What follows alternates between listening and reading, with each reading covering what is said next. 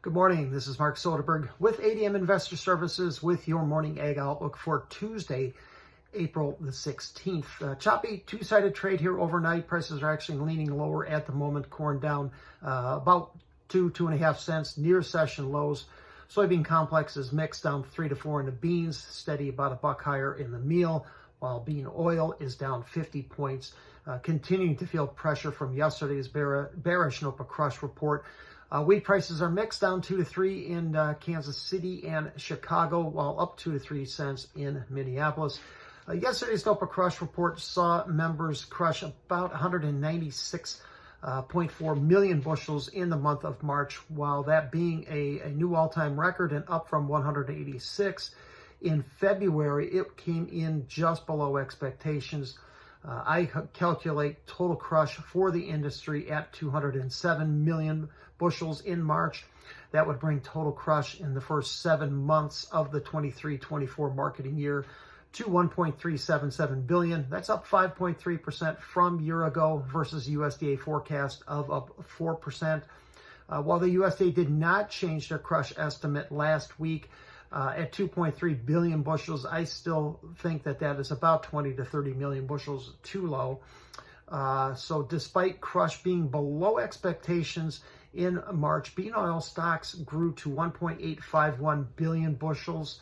That was up from 1.69 in February and above expectations, while also matching the same stocks level from March of a year ago.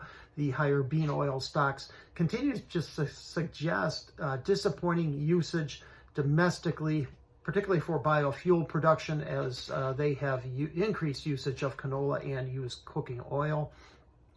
Yesterday's crop progress report showed corn plantings at 6%, just above the 5-year average, however, below the 7% pace from a year ago. And I think it came in just below expectations. Soybean plantings at 3%, matched year ago, however, ahead of the 5-year average. Spring wheat plantings advanced 4% to 7% complete versus only 2% a year ago, and also above the 5-year average. Winter wheat conditions did drop 1% to 55% good to excellent, less than the 2 to 3 percentage drop that I had expected. Crop ratings do remain the highest since 2020.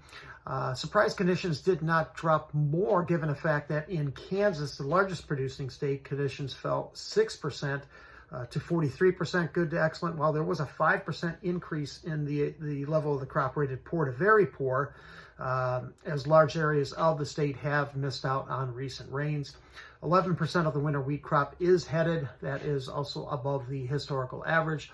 Yesterday, USDA Secretary Vilsack, while speaking in Washington, did state his hopes that the government will release the updated model used to determine whether corn-based ethanol will qualify for tax subsidies in the production of sustainable aviation fuel.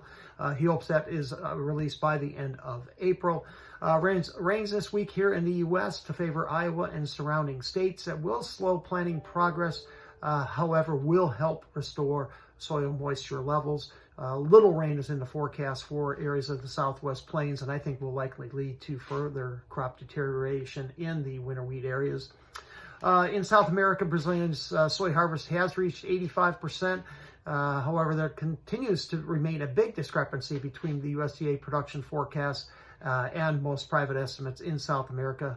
Overnight, Dr. Cordner did raise his Brazilian production estimate 2 million metric tons to 147.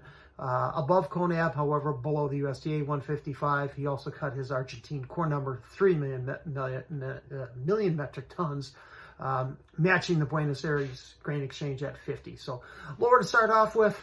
Thank you for listening, everyone. I hope you have a wonderful day.